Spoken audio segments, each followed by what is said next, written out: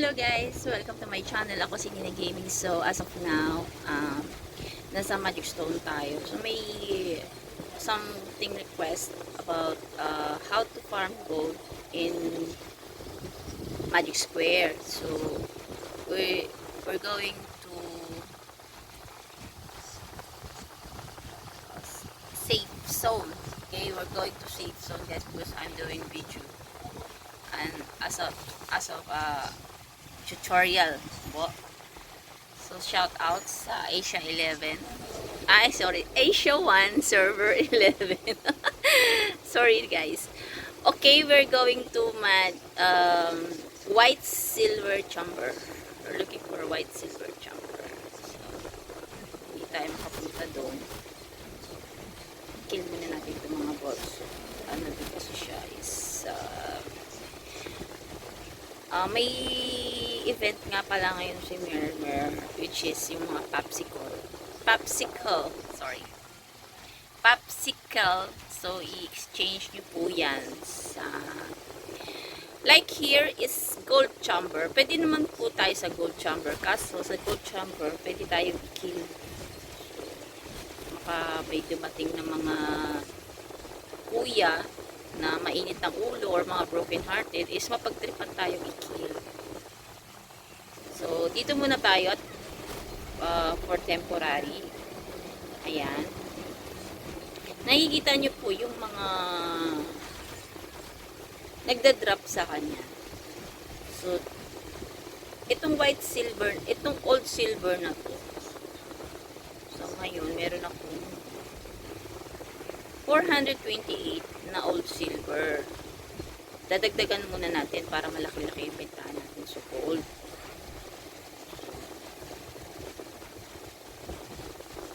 Hanap tayo ng magandang yes. Ayan. Kakainan muna tayo. Pero, ang drop ng old silver sa white chamber is much better than sa gold. Okay, guys? Wala kasi masyadong drop dito.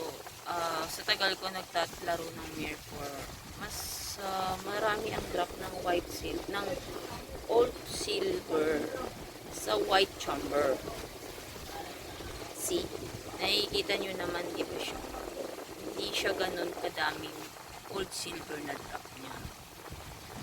Compare sa white silver. Dadaling ko kayo sa white silver. Hold on. So itong aking video guys is direct na talaga siya, walang paligoy-ligoy, walang etchos-etchos. Sino to? Anong clan? Nasa anti-demon tayo. Hindi natin kailangan si ADC ngayon, so pero kill na rin natin para masaya. Dagdag XP din siya. Pag pinatay tayo, goodbye.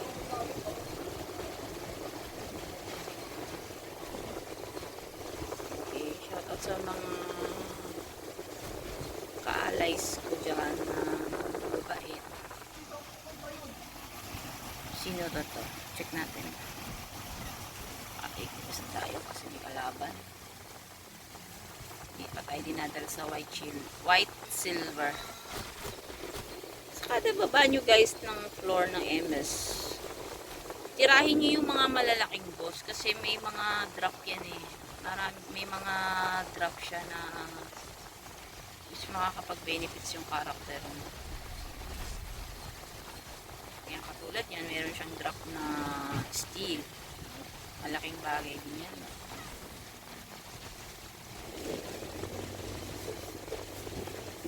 Sino ba to? Baka Devil Squad 111. Hindi natin siya pwedeng makill kasi lancer siya, baka mapatay tayo. Okay lang kung AFK, Diyos. Lipat na tayo ng white silver. Safe zone din at the same time ng white silver guys, no? So kahit magdamag kayo doon, okay lang kasi walang mag-deal sa inyong mga players. Tulad niyan, isa lang. Nakakalungkot isipin na mas marami ang drop sa white silver. kesa sa gold. Wala siya masyado. Pero dadagdagan din. Meron tayong 430 na old silver. Magyan na tayo ng gold kasi ayun, meron na naman siya. Ito guys, tutorial ko to sa mga UV players na gusto mag-earn ng gold using free to play. Kasi maraming ngayon ang mga free to play. Hindi nila alam kung paano mag-earn ng gold through Magic Square. Tuturo natin sa kanila.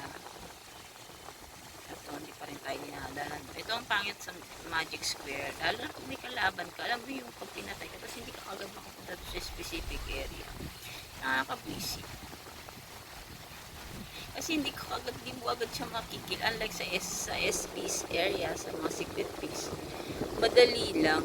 Dito kasi, pwede siyang tumakbo, pwede siyang, tsaka hindi ka agad dadalhin doon.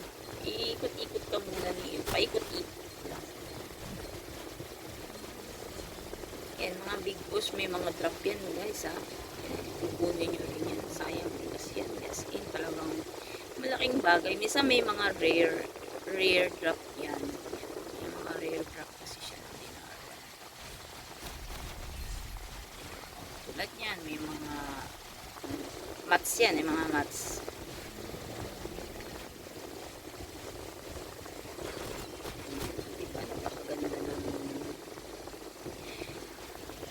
As of now, napakatahimik ang server 11. Walang mga magugulong kakulit. As in, okay naman sa farming. Ayan siya. Patayin natin.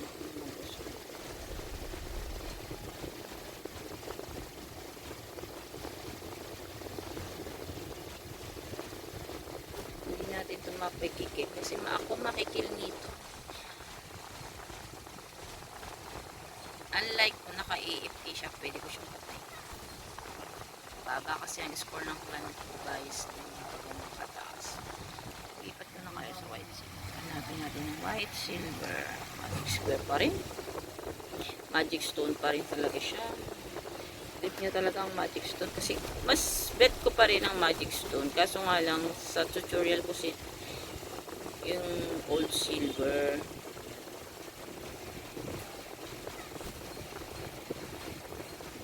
Sa mga clan ko before na may mga gold donations, dito lang talaga ako kumukuha ang donate like 100, 200, something ganyan. So, kaso now, not oblig naman ako mag-donate ngayon ng gold. So, okay lang kahit magtatambay ako sa Magic Stone. Kaso nga lang, may friend ako na gusto mag-ano ng gold. Pero hindi ako dinadala ni Mercur sa white silver. Ano kaya ang problema nito?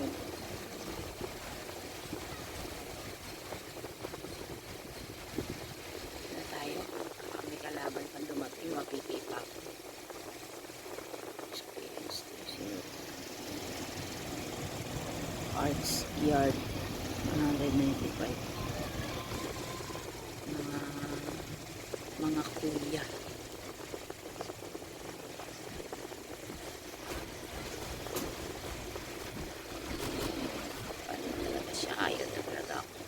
Ayaw niya talaga akong dalhin sa white silver. I don't know why.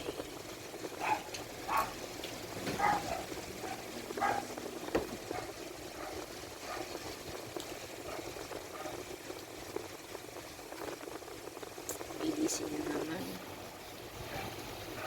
Nakakainis.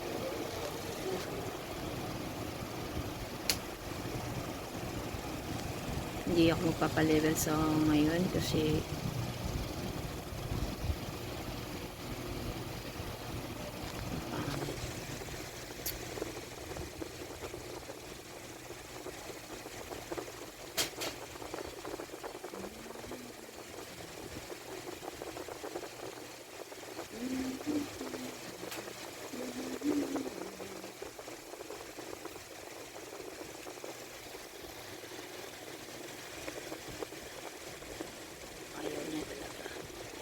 niya ako feel dalhin sa magic sa white silver.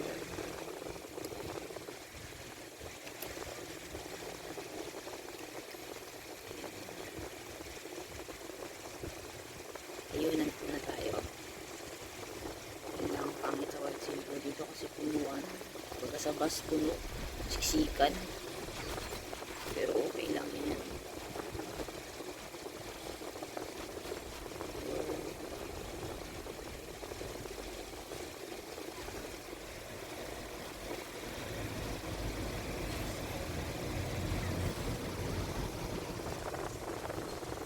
Mas marami ang drop ng old silver sa white silver jumper, guys. Tanda.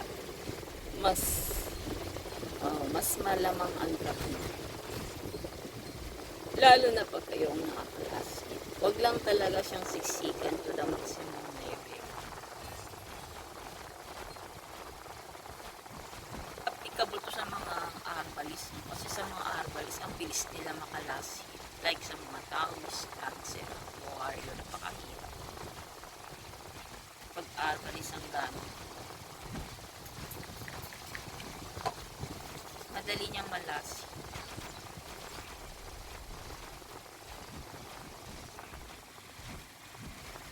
Ayan.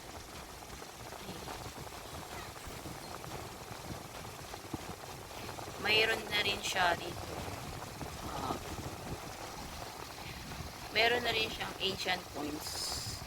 Mas malaki din ang ng ancient points niya dito. Mas marami din drop siya ng ancient points. At the same time, meron na rin siyang mga mats materials. Kompleto na dito. All in na talaga dito sa white silver. At hindi pa kayo mapipiki. Ang problema lang talaga dito is punuan. Siksikan sa mga players kasi hindi nga nakikita. Tingnan mo, diba? Ang dami yung nagdala. Kada kill ng mga monsters. Lipat tayo sa kabila. Baka wala naman tao dito. Ayun, wala nga. So, napakaswerte natin kasi full natin. So, yun guys, no? Ayan na. O, diba? Nakikita nyo. Observe nyo yung drop ng oil coins na sunod-sunod.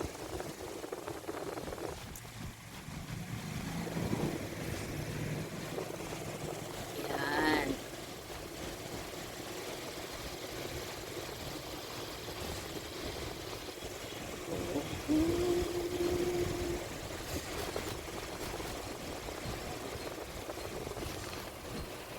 Meron na rin tong lunar shard. Meron na rin siyang drop minsan ng epic na mga boundless, mga lunar epic. Lahat kompleto na dito sa white silver jumper. Basta't gagamitan nyo lang lagi siya ng grit tonic. Ayan. Kung nagtitipid kayo, okay lang kahit hindi na. Okay. Okay sa all right. Ang aking mga materials. Benta ko itong mga to kasi napaka-rare mag-up. So, magastos siya sa dark steel. Hindi ko siya ina-advise na pwede ka din magbenta ng gold doon pag na-up mo siya ng plus 3, plus 4, or plus 5. Pwede din siya ng plus 2 kaso napakalita ng price is 10 gold lang siya. So wala pa akong enhancements to na kulay violet. So wala pa akong stocks. So wala pa siya.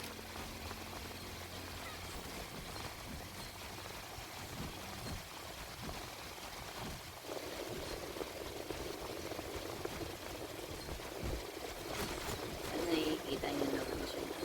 Sunod-sunod yung mga drop ng items sa kanya.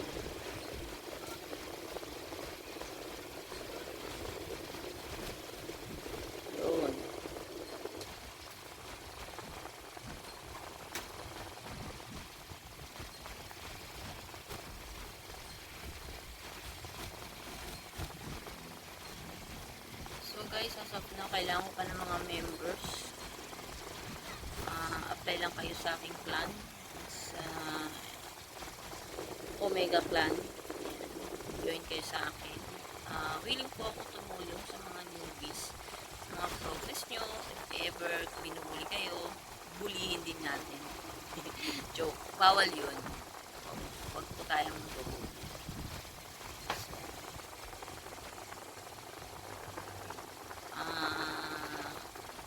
I need more members, active members. Apply lang kayo sa aking plan.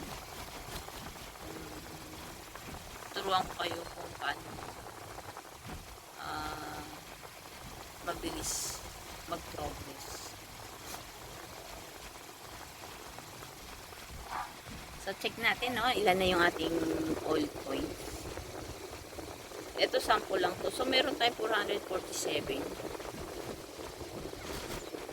Depende sa inyo kung ilan ang ibibenta nyo. So, ako kasi may 447 na ako. Check natin sa market kung magkano. Magkano ang old coins.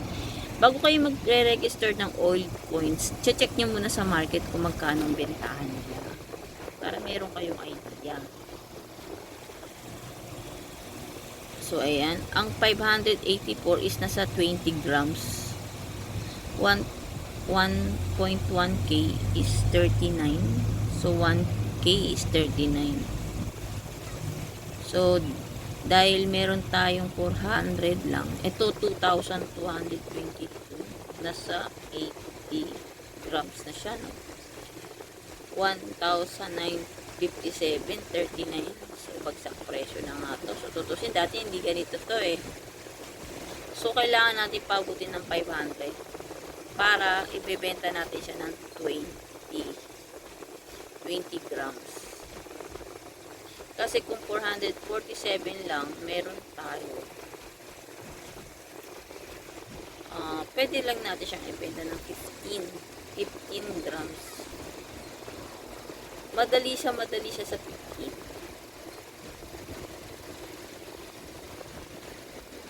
Ayun.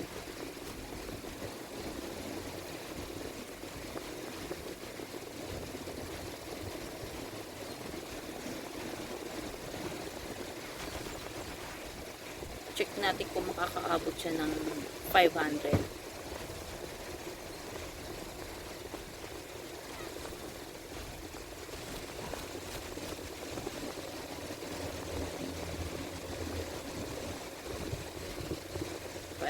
grams. 500 pieces. Kasi 447 na rin naman siya. So, benta natin for the sample lang, no? Gawin na lang natin siyang 18 grams na gold. Kasi parang lugi, alam mo ito.